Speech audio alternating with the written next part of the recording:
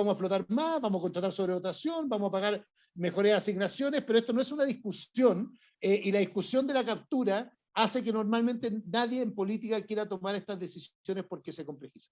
Segundo, en lo personal, Paola, tiene que ver con esto. Algunos creen que la elección que viene es una elección de popularidad. Es como cuán popular eres para gobernar, y a partir de eso dejémoselo al populismo. Yo creo que la elección que viene, y particularmente las primarias presidenciales, son un ejercicio de liderazgo. Y por lo tanto yo quiero ejercer ese liderazgo para conducir el país que viene y no ganar una elección porque me aprueban más o me aprueban menos en una encuesta. Y creo que ha sido parte también de mi credibilidad en todos los cargos que he estado. He tenido que defender cosas impopulares, un IFE de 65.000 pesos inicialmente, pero lo defendí porque esta pandemia iba a durar 12 meses cuando estaban todos ansiosos diciendo que iba a durar un mes. He tenido que tomar medidas contrarias a la razón institucional, como el cambio de horario, o he tenido que decir públicamente que creo que está bien ir al Tribunal Constitucional y está mal provocar retiro del 10% si no hay restitución de los fondos, y no me da vergüenza decirlo. No me escondo debajo de la mesa, no me cambio de bando respecto a mi opinión. Creo que hay una necesidad de los ciudadanos de liderazgo con convicciones capaces de defender lo que creen, y yo creo que soy de aquellos que entiende que su credibilidad está dada por ser franco y frontal para decir lo que crees que es correcto o incorrecto, pero también franco para no solo hablarnos entre la élite respecto a la necesidad, sino que entender la razón que está detrás de alguien que quiere retirar el 10% y conversar. Y cierro ahí, Paola, una última cosa, que creo que es lo más importante. Nuestro gran desafío en el corto plazo es un desafío de gobernabilidad, de construir mayoría cultural.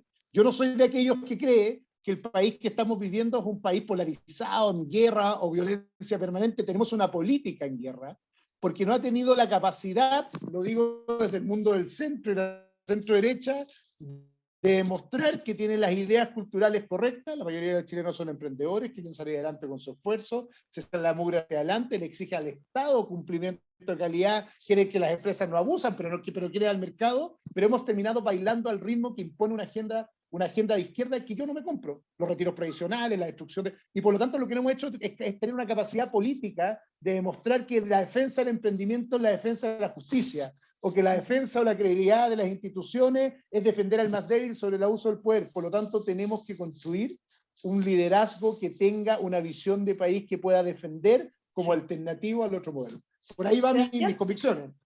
Muchas gracias. Te quería preguntar, bueno, primero quería hacer un comentario a todos los que están escuchando. Si quieren hacer alguna pregunta, la pueden poner en el chat y después de eso tomamos las que se repiten más y se las preguntamos a Sebastián. Sebastián, una pregunta en relación con eso. Es tan importante lo que se juega en esta elección, como lo has contado, que es un punto de inflexión, se juega la gobernabilidad, se juegan muchas cosas. ¿Por qué entonces no vas directo a primera vuelta? ¿Por qué pasar por las primarias de Chile Vamos si puede ser que en esas primarias de Chile Vamos se pierda tu candidatura y se pierda por una cuestión de tiempo, digamos? Porque claramente, si tú tuvieras el tiempo suficiente para llegar a los niveles de conocimiento de Joaquín Lavín, estaría bastante ganada esa carrera. No, súper directo como soy, porque es una locura. La respuesta a una crisis de gobernabilidad no son los caudillos, porque yo lo que menos quiero hacer en mi vida es Marco Enrique Ominami o alguien que fija una agenda personal para salir bien y decirle a Chile que yo puedo ser presidente. Los datos dicen que si fuera primera vuelta capaz que me fuera mejor, sino que en realidad yo más que ser presidente lo que quiero es construir una mayoría cultural, que sea el 50% más uno, que tenga esta agenda populista y que además tenga un presidente que lidere ese proceso de cambio. Pero la respuesta final es que tenga un presidente que lidere ese proceso de cambio y no la respuesta inicial. Parte importante de la degradación de la política tiene que ver con eso, con caudillos que arman instituciones que bailan a su ritmo, que defienden solo un tipo de ideas, que subvaloran el valor de la diferencia o de la diversidad en una coalición y por lo tanto no construyen mayorías que le aseguren gobernabilidad. No es secreto para nadie, pero yo unas cosas que admiré de Patricio Aylwin en su minuto es que pudo en el centro, con un eje en el centro, construir una mayoría gobernante que le dio estabilidad a Chile, y creo que la centro derecha tiene que hacer lo mismo. No solo ganar una elección porque tiene o un buen administrador o un buen líder que acarrea votos, sino porque es alguien que puede representar de mejor manera a la sociedad del futuro y construir mayorías estables que permitan ganar 2 o 3 gobiernos que hagan los procesos de reforma y de cambios que le den estabilidad a Chile. Está en la antípoda de ser un caudillo que va a primera vuelta, gana, y al otro día se paran la moneda y dice, bueno, ahí vemos cómo gobernamos. No, yo de hecho soy un independiente no antipartidos, soy un independiente que cree que tiene que agregarle valor a lo que ya hacen los partidos para ampliar el ancho de banda de una coalición que se está quedando chica, y me cuesta esta cultura de la centro derecha que tiene como vocación de tercio, digo yo, no sé si les pasa a ustedes, pero siempre está diciendo, no, sí, vamos a asegurarnos un tercio, cuando yo creo que la mayoría de los chilenos, aquel que nace en Conchalí, aquel que nace en Maipú, tiene un pensamiento muy parecido a cualquiera que está en esta mesa. Si lo que pasa es que la política no le ha podido dar respuesta a sus urgencias, ni ha podido interpretarlo, entonces empiezan a escuchar la fantasía de Daniel Jadwe, que le dice que la solución del futuro son las farmacias populares, porque nadie ha tenido la capacidad de mostrar cómo un mercado competitivo, eficiente, puede bajar de mejor manera los precios de los medicamentos y poner a disponibilidad los medicamentos sin necesidad de que el Estado lo haga mal. Entonces, hay algo de una conversación pública, pero ojo, insisto, y perdón que lo diga acá, lo que me da miedo de nosotros mismos, de una elite que se habla con la 2 del Mercurio todo el día, en vez de ir a enfrentar esa conversación en un matinal, como lo he hecho, o como lo hemos hecho mucho, y explicar, ¿sabe qué? En realidad es mejor que para su futuro haya pega y haya empleo para su propio desarrollo, y que el Estado a partir de eso le genere otras políticas sociales de seguridad y no al revés, y creo que es el verdadero desafío. Sebastián, respecto, y hay varios comentarios en el chat también que tiene relación con lo que estabas comentando, ¿cuál es el desafío de Chile Vamos para poder lograr, primero ganar, digamos, ganar las elecciones finales? ¿Y cuál es el desafío también? Porque hay que encantar, digamos, un público que no solamente es de centro derecha, sino que también es de centro o incluso de centro izquierda, digamos. ¿Cuáles crees tú que son las cosas por hacer de Chile Vamos? ¿Cómo piensas tú, digamos, ampliar ese espectro y por otra parte ordenar los liderazgos, digamos? No, primero el eje izquierda y derecha solo funciona en nuestras 4 comunas, y para ser bien transparente, porque tus datos lo dicen así. Y por lo tanto, hay una conversación nuestra, y hay una conversación con la sociedad, que en realidad, cuando digo mayoría cultural, es que tú tienes que mostrar que tus ideas son mejores para el chileno de clase media, para su propio bienestar futuro. Lo digo bien abiertamente, porque el que cree que va a salir con una bandera, yo soy de izquierda y derecha, y con eso gana la elección, es imposible, salvo que nos estemos transformando en un país comunista, y por eso Jadwe tiene tanta adhesión, o en un país populista. Es mentira. Lo que han hecho de mejor manera que nosotros es interpretar anhelos. Nosotros tenemos que interpretar anhelos y traducirlo en programas y en desafíos futuros, pero lo hacen bien, y nosotros hacemos todo lo contrario. Nos colocamos en la resistencia, nos refugiamos en nuestro rincón, creemos que lo que tenemos que hacer es resistir a los cambios y además hablarnos entre nosotros y transformarnos en un pequeño gueto. Entonces, a la pregunta de cómo hacerlo, yo creo que lo primero que hay que hacer es dejar de enamorarnos, perdón que diga esta frase porque compiten conmigo, de los ministros de Hacienda y alcaldes de las comunas del Barrio Alto como la única forma de competir y ganar una mayoría social en Chile. Yo creo que es un desafío cultural nuestro. Para interpretar al país, también tienes que convocar a otros que también interpretan Chile. Para ganar la elección no nos bastamos nosotros. Tiene que haber alguien de Cholchol parado aquí defendiendo las ideas que creemos, tiene que haber alguien de la bandera defendiendo lo que creemos, porque eso genera mayoría cultural. Y lo que han provocado es que nos vamos arrinconando. Entonces nos buscamos estereotipos que parece ser que nos satisfacen a nosotros, y después nos encontramos con sorpresas como el resultado del plebiscito, sin entender que al otro lado del río hay mucha más gente que piensa lo mismo que nosotros, pero no los interpretan, emocionalmente no los entienden, les hablan en un lenguaje que no tiene nada que ver con su vida cotidiana y no le dicen lo básico. Veo a la Delia, el gato ahí, que gusto verla, porque hemos conversado de esto, y no le dicen lo básico, que básicamente yo estoy aquí para defenderte a ti. Cuando yo defiendo la idea de ir al Tribunal Constitucional, ¿saben qué? No defiendo la idea de cuidar la institucionalidad, es una idea muy nuestra. Yo defiendo la idea de que eso que hicieron hoy día es simplemente es perderle el respeto al límite, al poder que tiene un parlamentario. Por lo tanto, si hoy día pueden hacer eso, pasado mañana pueden decir que le quieren confiscar su casa o subirse el sueldo sin preguntarle a usted. Entonces, ¿por qué no nos sometemos a reglas? O sea, no es el sermón de la iglesia que le habla a los feligreses respecto a lo bueno que es Jesús, sino más bien es del que va afuera a convencerle que efectivamente tener fe quizás es mejor para su propio futuro que no tenerlo. Yo creo que ahí hay un desafío político, lo digo como un laico, como alguien no católico, pero lo digo como el gran desafío político de mediano plazo, es volver a hacer lo que hacía la buena política, que ir a convencer a los ciudadanos que nuestra opción de país, la que combina el valor de lo privado, en la que cree en la comunidad, la que entiende el Estado subsidiario en mi caso, la que defiende que el Estado está al servicio de la persona, la que le exige calidad, la que busca justicia a través de la acción estatal, que el Estado no es un fin en sí mismo, sino un medio para conseguir justicia, es mejor que el populismo, las alternativas fáciles de corto plazo. Pero eso es una batalla cultural.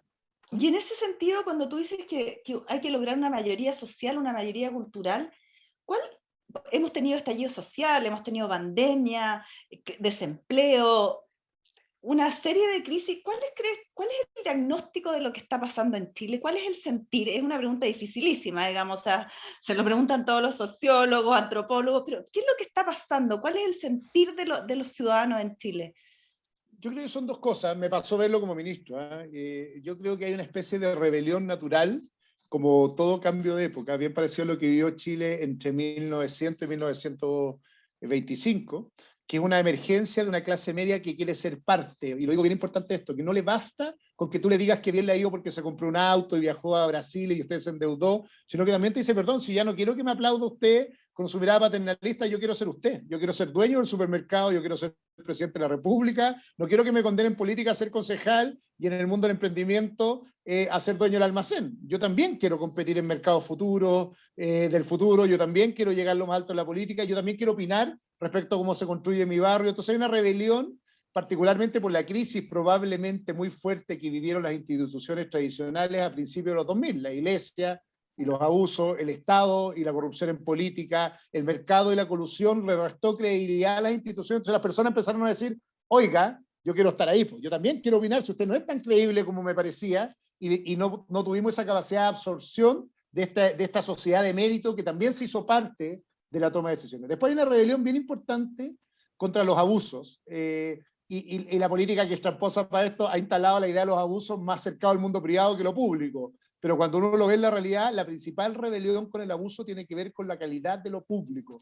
Que cuando tú tienes necesidad, te acercas al Estado y funciona como las WIFA, perdón por la frase, y por lo tanto esperas 6 meses que vaya el asistente social para evaluarte y entregarte la ficha social para que recién puedas optar a beneficio, o abres un almacén y esperas 10 meses al Servicio Metropolitano de Salud para que te autorice el funcionamiento del almacén mientras estás pagando arriendo, o espera 60 días promedio para que te paguen la licencia a la Compin. Entonces, el principal vector de abuso tuvo que ver con el Estado y la política, y por lo tanto esta sensación de que, ¿sabe qué? Cuando quiero justicia, y el que me la tiene que dar funciona peor que el resto. Y además lo privado, pero quiero encadenarlo en esa lógica bien medio. Y también hay una tercera rebelión contra los privilegios.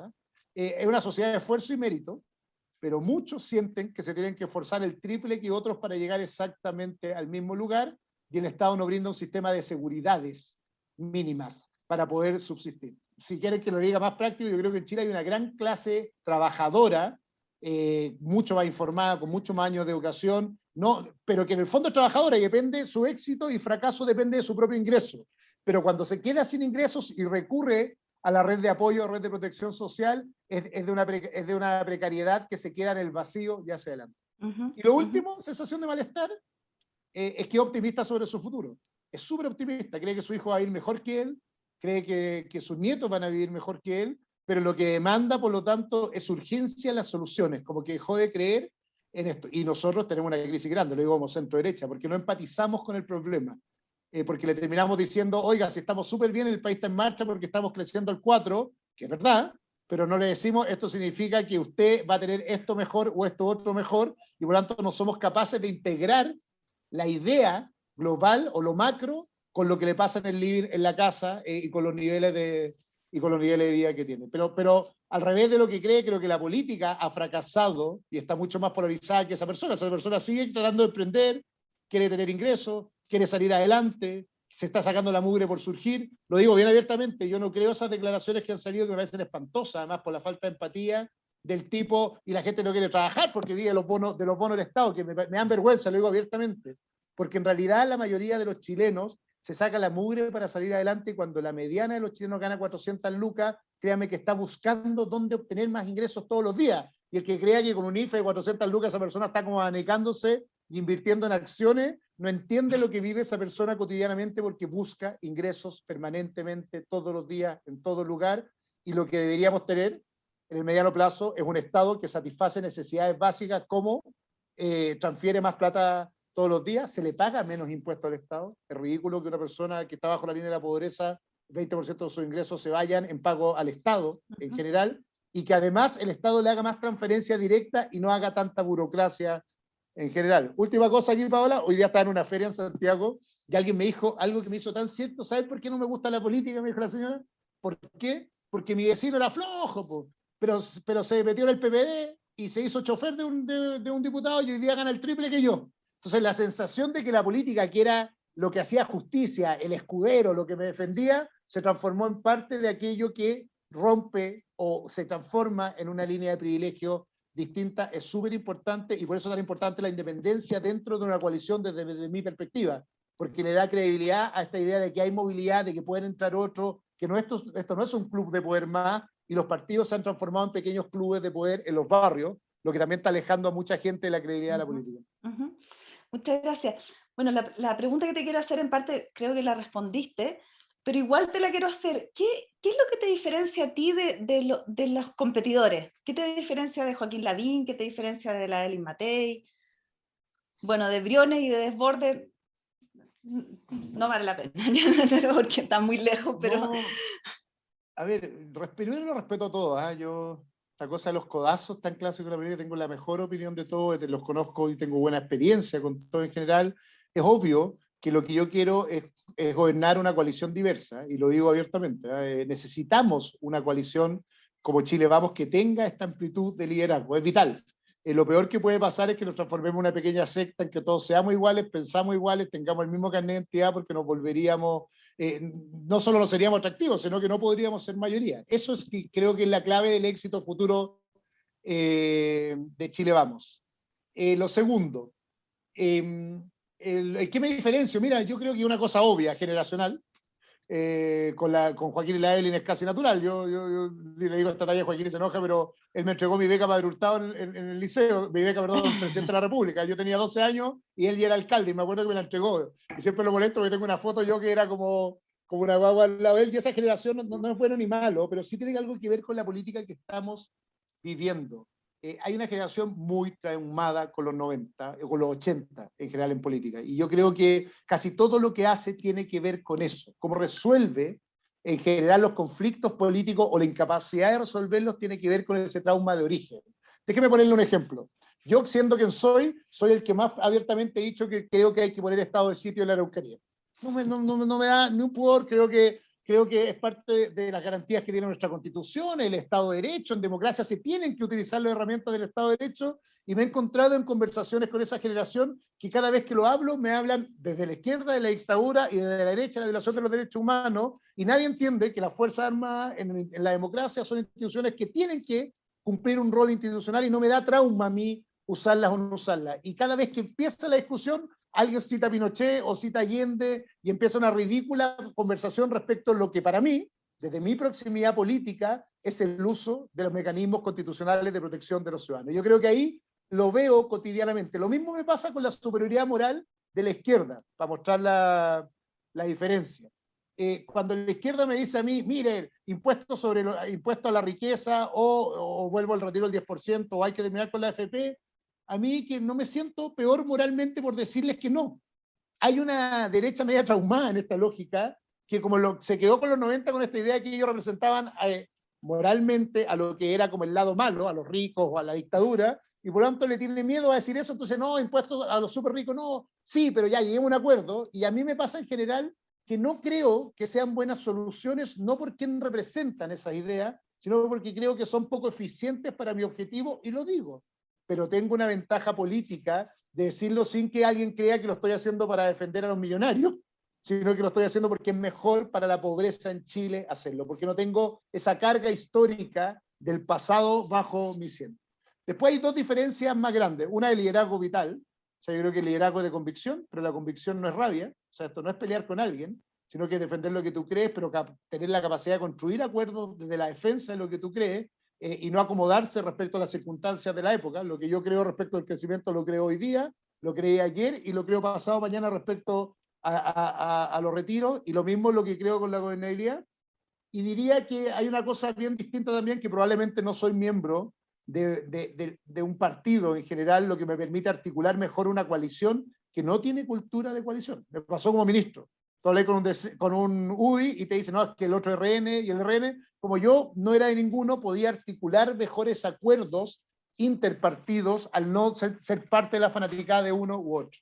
Y la última, que creo que es la más importante, por lo menos de lo que hemos logrado ahora, y que es lo que más me ha más valorada al presidente, es que tengo la capacidad de traer frescura en las ideas que le faltan un poquito a la coalición. O sea, aquí hay moldes que no necesariamente se adecúan a los 90. Veo hoy a Esteban Hadesich, pero tenemos una discusión preciosa.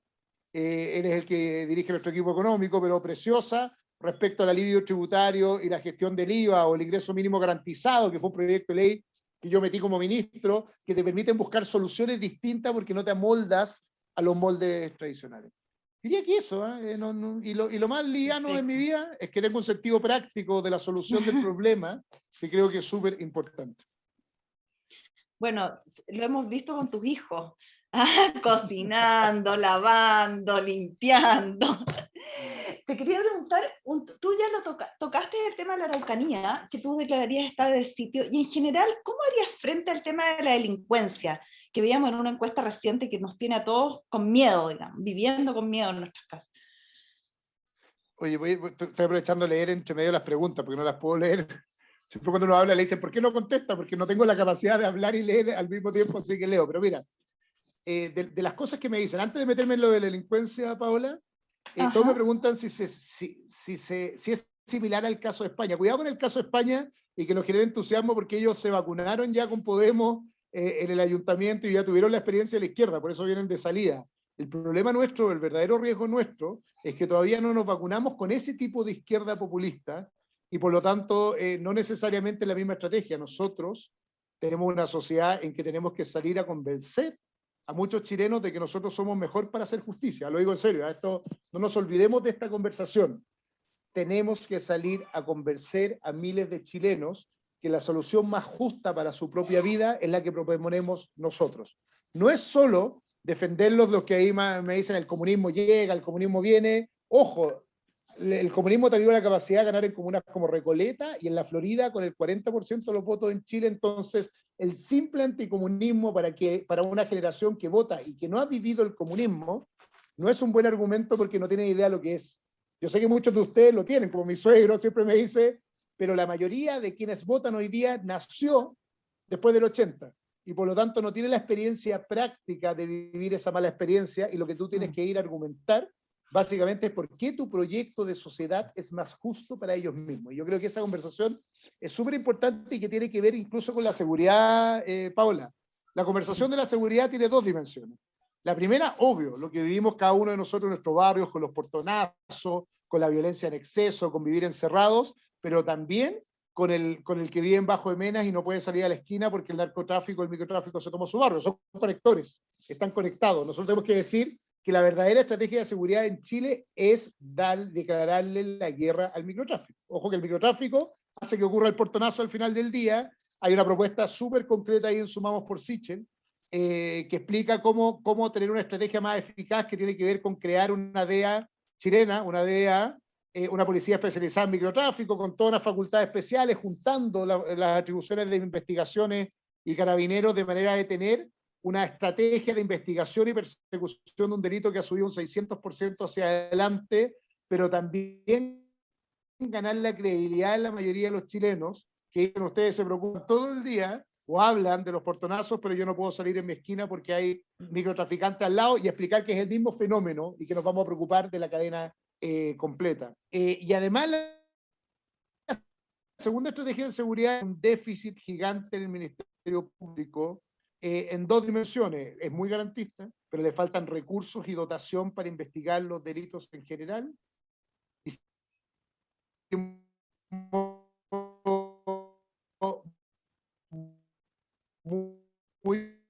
una reforma a la chilena, muy bonita opción al Código Penal, que efectivamente hay un comité de expertos que está de acuerdo, pero nadie se ha atrevido a impulsarla hacia adelante. Pero quiero decir, la convicción final es que el tema de seguridad es número uno y prioridad en la conversación que viene, y el tema de la guerra declarada al microtráfico creo que es el desafío del gobierno más adelante, Mucha gente me dice, no, si no es verdad que en Chile es un paraíso del microtráfico, lo es. Quiero decirlo porque es trágico cuando uno se mete en sectores socioeconómicos y por lo tanto el Estado tiene que transformarse hoy día o tiene que mirar eso como la principal batalla de mediano plazo que tenemos que dar. Ujú. Perfecto. Una pregunta que hay varias personas que lo han hecho respecto a la gobernabilidad. Por ejemplo, el presidente Sebastián Piñera salió electo, pero no tiene mayoría en el Congreso y le ha sido muy difícil gobernar. ¿Cómo enfrentarías tú eso? ¿Cómo se sale de eso? Buena pregunta. Dos cosas. Primero hay que ganar el Congreso. Eso se lo digo bien en serio porque cuando yo les decía esta cosa de Chile Vamos, de siempre tratar de ser una minoría o de refugiarse o algunos de irse hasta el extremo o armar partidos paralelos, lo único que está haciendo es atomizar el sistema político y generar gobiernos de minoría. Nosotros necesitamos generar un gobierno de mayoría.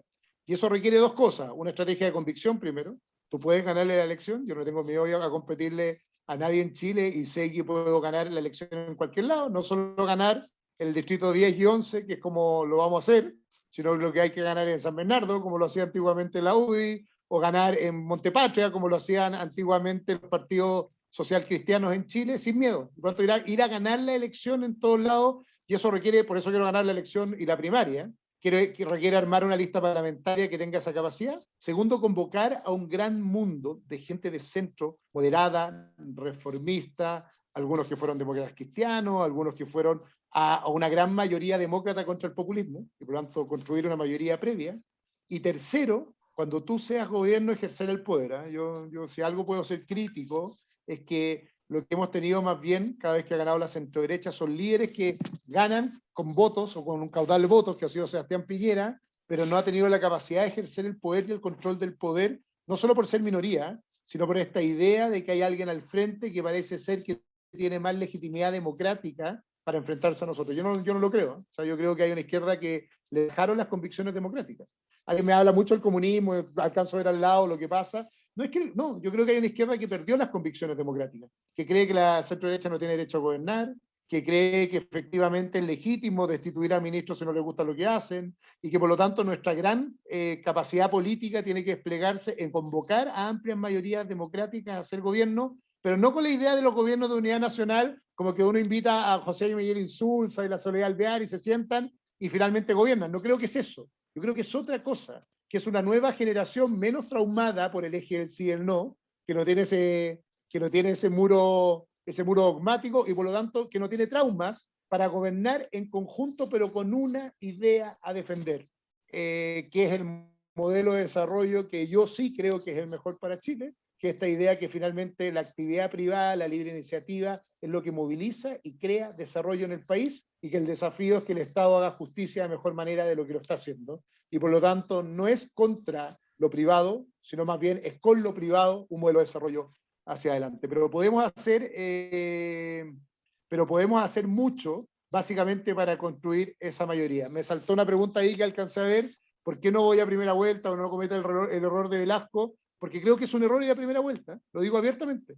Me puede ir súper bien, pero voy a tener un parlamento en contra de todos los sectores posibles políticos. Yo quiero ganar la primaria, como ven los datos, hay una probabilidad más que cierta de ganar, no solo por la encuesta, sino que hoy día la criteria dice lo mismo: estoy al lado de Joaquín Lavín, pero me conoce un 30% menos, por lo tanto, con una campaña uno puede perfectamente ganar la elección, pero también hay una necesidad de convocar a mucha más gente a gobernar y a mucha más gente del Congreso a ser parte de un gobierno, y por lo tanto construir mayorías. Si no, el país se va a hacer ingobernable. Entonces mi estrategia no es ser presidente, mi estrategia es construir una mayoría que asegure la gobernabilidad y que ojalá en 12 años más digamos que bueno, como la Concertación en su época pasada, o los radicales en su época pasada, que la centro derecha puede decir, con el mundo de centro y con algunos, y con liberales o social cristianos, decir: construimos 3 gobiernos a Chile que llevaron a Chile al desarrollo, y no solo ganó Sebastián porque era simpático, le iba bien electoralmente, sino que armamos una estrategia de desarrollo para Chile y la pudimos conducir porque hicimos gobiernos de continuidad que lo hicieron posible. Sebastián, hay varias preguntas respecto a la clase media. ¿Qué es lo que es la clase media? Y cómo una de las cosas que tú has comentado es que la clase media se empodere, participe, ya se ha visto de otra manera. ¿Cómo ¿Cómo lograr eso?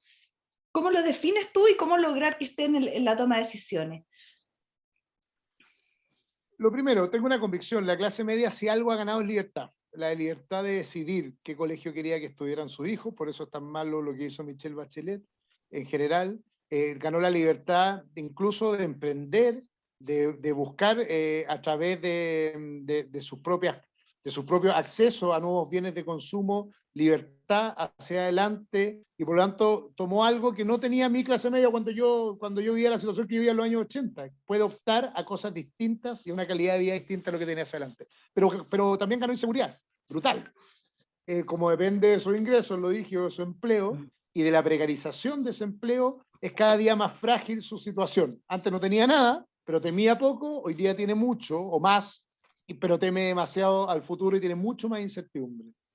Entonces, primero, ¿cómo definirla? Yo creo que es una clase media meritocrática, llena de esfuerzo, que se saca la mugre por salir adelante y que se ha ido quedando media sola. Una red de protección social precaria, pensiones míseras en el futuro, un seguro de cesantía que tiene toda una estrategia de mal uso y nada más. Y por lo tanto, y mira un Estado que no tiene muchas prestaciones cotidianas para ellos tampoco, porque no están en los colegios, no están en la salud o están precariamente en la salud, y la calidad de lo que presta hacia. Entonces, lo primero es una clase media que vive en una incertidumbre permanente y que lo que necesita de nosotros, eso espero cuando yo sea gobierno, es una red de seguridad mucho más fuerte que no le quite su libertad, que creo que es el gran error que va a cometer la izquierda y por eso no puede ganar la elección. Tú puedes decidir, pero lo que yo te voy a dar es brindarte una red de seguridad que te permita sostenerte en el caso que necesites auxilio o ayuda, y voy a igualar esfuerzo, no voy a dar la vuelta a esto, pero voy a ir emparejando la cancha, que es lo que estamos haciendo con el ingreso mínimo garantizado, o sea, voy a ir igualando tu esfuerzo, complementándolo con ingresos y transferencias del Estado hacia adelante. Y la segunda cosa que tiene la clase media chilena, y esto lo digo directamente, a mí me pasó que yo llegué al gobierno y sentí que era como un colegio. Yo no era parte del colegio, pero era como un curso de colegio. Eran todos más o menos compañeros, de verdad. Bueno, ustedes muchos se conocen así, pero son como redes de 4 o 5 colegios que gobiernan y de alguna forma, esa forma de gobernar tiene mucha credencial técnica valiosa para el país que viene, pero tiene muy poca empatía social con el país en que vive. Y por lo tanto, de alguna forma, hay una clase media que cambió brutalmente en los últimos 20 años. Veo ahí mi gran amigo, jefe, sigue siendo mi jefe eterno, Hugo Lavado, que venía de una matanza de Talca, siempre lo hablamos, y no ha provocado esta promoción con gente muy capaz que ha llegado a altos lugares a partir de su propio esfuerzo, pero no ha sido capaz de sentirse parte de una centro derecha que también gobierna. Si bien esto lo hizo la concertación en su minuto, no lo ha hecho la derecha. La centro derecha sigue valorando mucho el colegio, el origen, el barrio, el parentesco como forma de acceder al poder, que está bien para algunos, pero es muy mal porque deja de interpretar la sociedad en que vive porque no se siente reflejada la sociedad en ella. Se me preguntan qué me gustaría hacer a mí, un gobierno diverso, no políticamente diverso, un gobierno diverso. Y eso significa que las historias de vida y la interpretación de la sociedad en que viven les permita entender mejor el país. Yo sé que Juan Andrés Fontaine, a quien admiro, es un gran tipo, un gran ministro, pero claramente la empatía te permite entender que hay ciertas declaraciones que tú debes hacer en una crisis.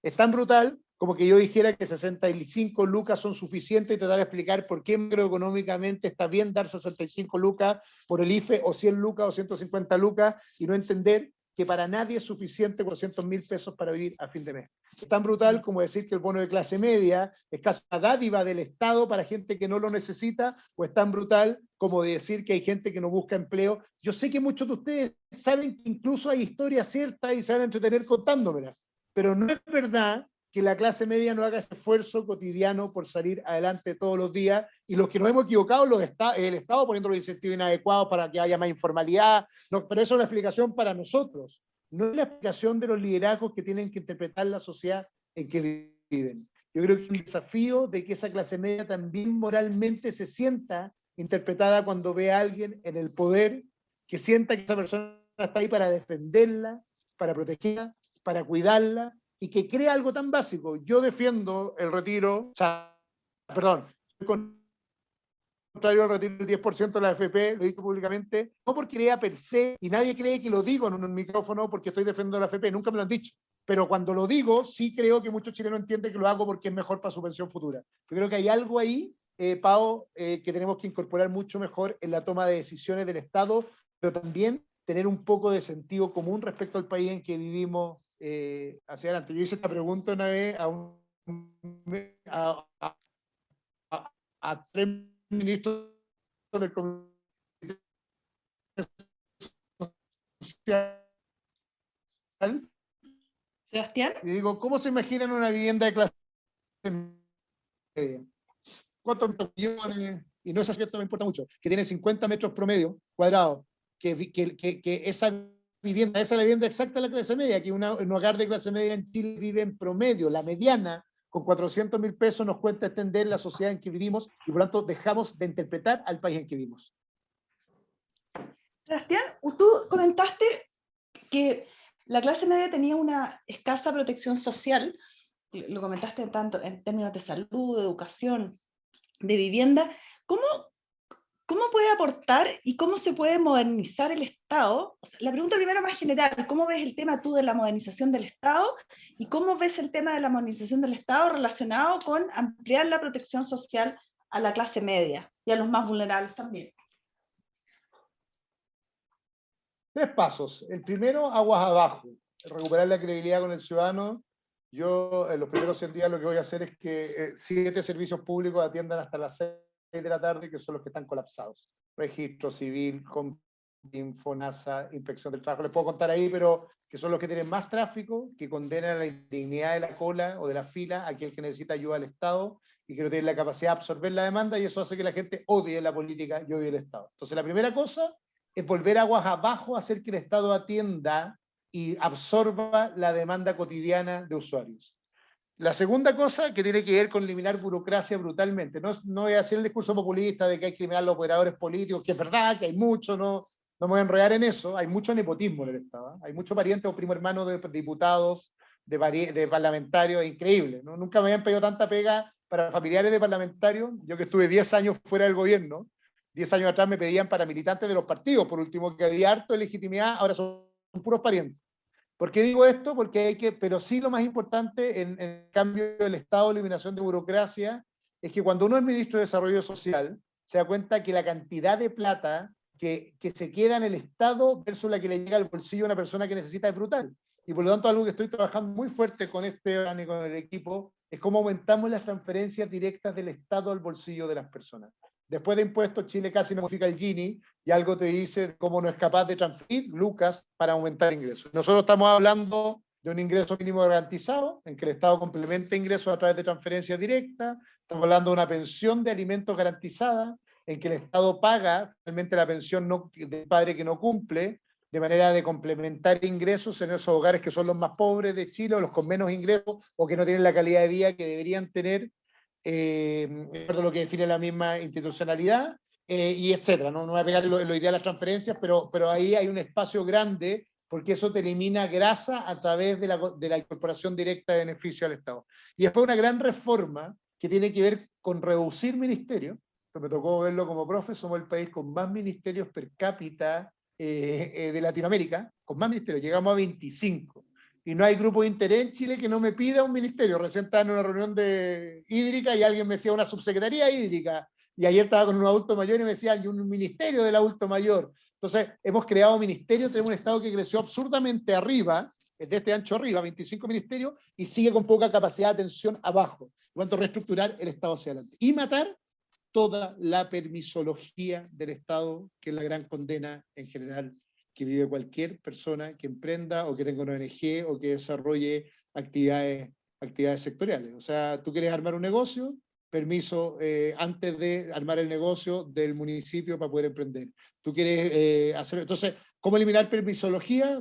Hay un estudio de productividad específica en el Estado en esto, que es eliminar el nivel de solicitudes al Estado de permiso para desarrollar actividades privadas, reducirla a su mínima expresión y acelerar hacia adelante. Y después tiene todo lo demás, Paola, que está escrito, que es la armonización tecnológica, la superación de brecha, la gobernanza. No me voy a pegar en esto, que me he dedicado mucho tiempo, pero que no resuelve el problema crítico de la credibilidad del Estado, que es el primer trámite inicial que tenemos que hacer para que esto funcione. Perfecto. Un tema que no puedo dejar de preguntarte, Sebastián, es el tema de género.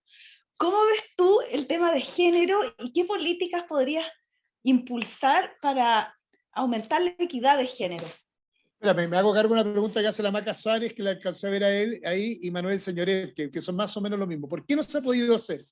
Primero, porque hay mucha captura de grupos de interés. Perdón esta experiencia, pero yo me peleé con el sindicato del banco muy duro, y no saben la cantidad de parlamentarios que me llamaban por mi negociación con el sindicato, porque el sindicato era un militante de un partido, varios otro militante de otro partido, y por lo tanto sería más importante preocuparnos del sindicato que la atención. Probablemente quizás por alguna de estas razones terminé saliendo algunos cargos, me da lo mismo, pero hay que darle la pelea frontal. Y hay que romper el ciclo partido-institución pública, porque quise cerrar el INJU, no sé de acuerdo, el INJU no hace nada, hay que meterlo a la subsecretaría, ni hay que hacer muchas otras cosas, y lo mismo. Claro, habían gente nombrada por nuestros propios partidos, entonces la primera cosa es que hay que tener, y por eso me he tratado de mantener la independencia dentro de una coalición, para poder dar algunas peleas institucionales, porque si no tú ganas el poder y la Elia se va a acordar cuando vivíamos en otro partido, y llega como un séquito de gente que tienes que cumplirle, y lo que tú tienes que hacer es ser libre para poder decir estas instituciones tienen que cerrarse, morir y matar ineficiencia. Después hay una lógica inercial del Estado, algo hizo Ignacio Briones en esto, se lo reconozco, pero esto requiere convicción y fuerza política para hacerlo, de que los programas, el que tiene mantiene, por lo tanto los programas crecen.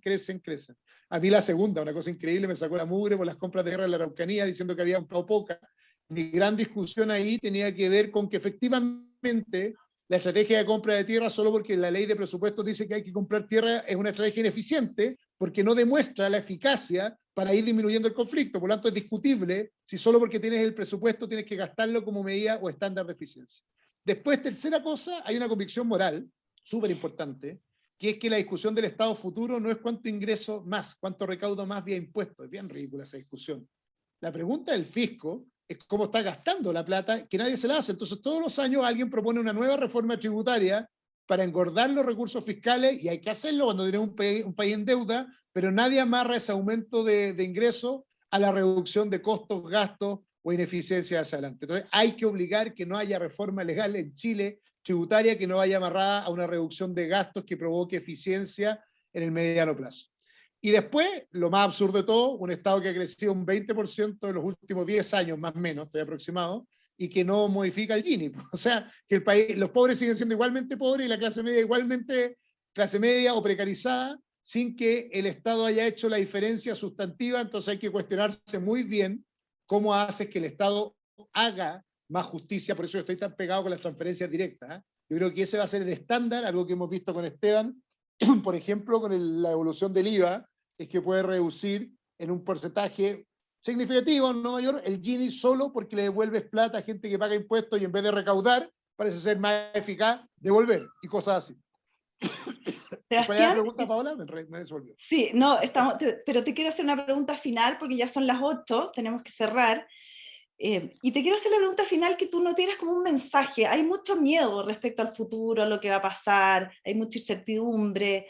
Tú has rechazado políticas que la mayoría pensamos que no le aportan al país.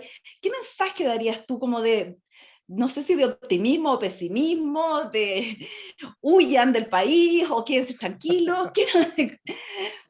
La Paola no. No, primero yo soy más optimista en general que el promedio del entorno en que me muevo, pero creo que nos falta liderazgo para enfrentar ese proceso futuro. O sea, aquí no estamos en la crisis moral de la República, sino más bien tenemos una crisis operacional de la política. Eso creo que hay que cambiar muchos actores, lo digo abiertamente, y que hay un ejercicio de liderazgo para conducir los procesos de cambio, y que esa incapacidad de liderar ha generado una clase política bien pasmada para enfrentar los procesos de cambio, y lo que hace en general es asustarse, es ser media cobardona, es quedarse atrapada finalmente en las soluciones que funcionaban en los 90, buscar acuerdos por acuerdos, como en el ahogo, pero no básicamente encontrar el punto de la solución, urgencia, dignidad, etcétera, etcétera.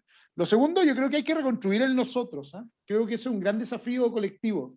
El alma de Chile en los 90 se había encontrado. Había una idea como que el crecimiento, que íbamos a ser un país desarrollado, que la política era buena, que las instituciones eran importantes.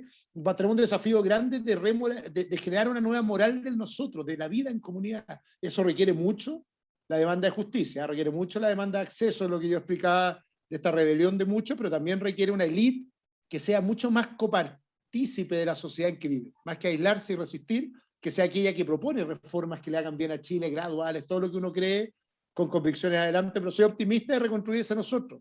Yo creo que hay que rehuir del clima de la beligerancia de las redes sociales y la política y tener una élite mucho más consciente, que lo es, solidaria, empresas que son capaces de gestionar mucho mejor su entorno, compromisos colectivos. Yo creo que hay ahí un germen de reconstruir en nosotros súper importante, recuperando lo comunitario del país que viene.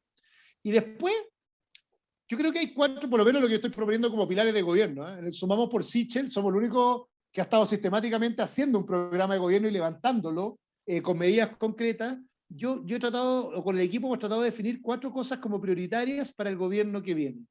Lo primero, lo he dicho varias veces, que el Estado haga mucho mejor su pega, y hay una serie de propuestas que avanzan en ese sentido. Producción de ministerio, ahí van a ir viendo, pero mañana anuncio otro que tiene que ver con el Congreso, etcétera.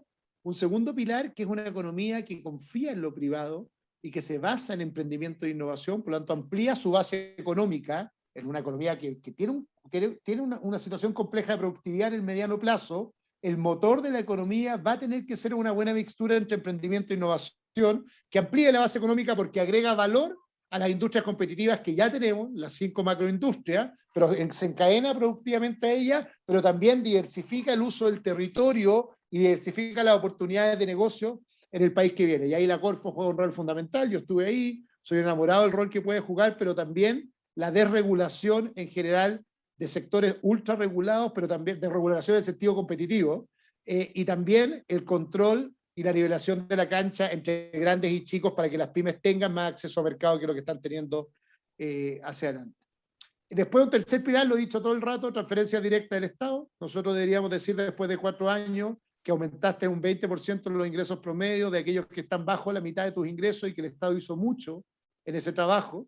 Lo hizo mucho porque desató la generación de empleo, pero también porque hizo transferencias directas al bolsillo de esas familias, y por lo tanto generó justicia, que quería ser el principal rol del Estado. Hace 40 años el que te dijera hay que crear bienes públicos. Yo creo que cada día más hay que generar transferencias directas, y ahí van a encontrarse varias sorpresas que estamos hablando, para un seguro de vivienda, para adelantar pie, para darle tangibilidad a los fondos para poder pagar pie en vivienda. Les puedo contar en detalle, o pueden verlo y preguntarme directamente los que quieran. Y un último gran pilar, que es inclusión, particularmente la territorial, y las políticas de género. De ahí les explico el detalle, pero la territorial, el país es el segundo país más centralista de la OECD, tenemos un territorio desperdiciado, tenemos vida rural desperdiciada, tenemos posibilidades de expansión de Chile no aprovechada, hay talento y riqueza en el territorio perdida, y eso requiere un Estado que nivela la cancha de la región. Hay toda una estrategia ahí de desarrollo, y también inclusión de pobreza. Hay una pobreza estructural del 8%, hay temas de infancia y temas de vejez muy duros. Es una pobreza estructural, que no hay cómo cambiarla si es que tú no haces una estrategia directa del Estado de volver a poner el acento en los que más necesitan y los que no más gritan, cuando haces política social a la vena en esos segmentos.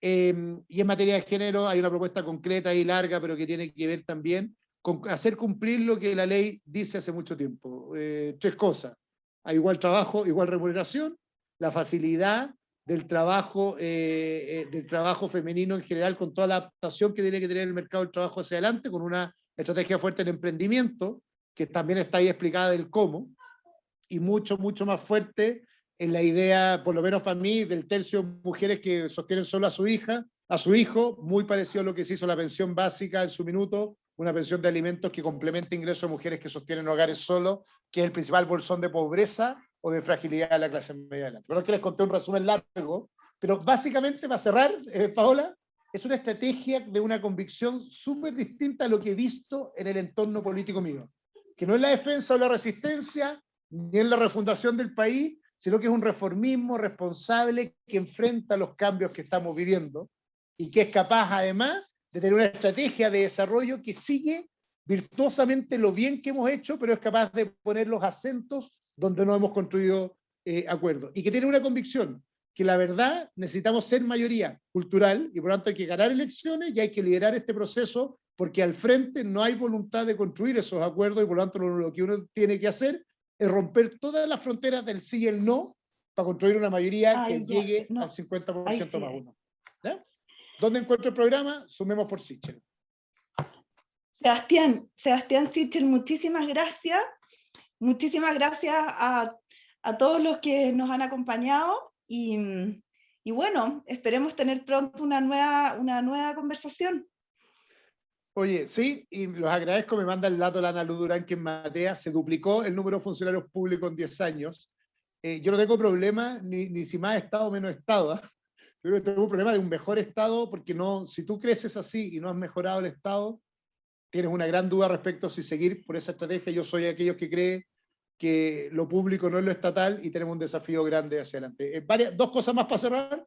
Agradecimiento profundo por pegarse el tiempo para escucharme, para transmitir. Los que quieran saber más, sumamos por Sichel. Mi correo es sebastian.sichel@gmail.com. Y como les partí diciendo, yo creo que la primaria la vamos a ganar. No es solo voluntarismo, los datos indican, pero quiero pedirles N de ayuda a los que se quieran sumar, porque ganar la primaria es lo fácil.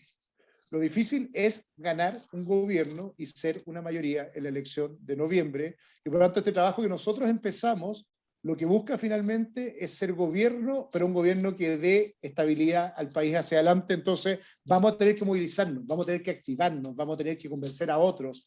Ya no basta solo con quejarnos, sino que en realidad el desafío entre la democracia y el populismo no tiene un resultado cierto, como lo tenía hace tiempo, sino que hay un resultado incierto y va a depender de lo que hagamos todos nosotros si en realidad podemos construir eso. Haya que irse de Chile. Yo creo que al revés, hay que enamorarse nuevamente, reenamorarse y regalarse la posibilidad política de armar una agenda país que convenza a nosotros, pero sobre todo a los que los pasan mal, que puede haber un mejor futuro a gente como nosotros. Eso. Muchas gracias. Chao todos. Voy a echar a mirar las caras que quedaron. Chao.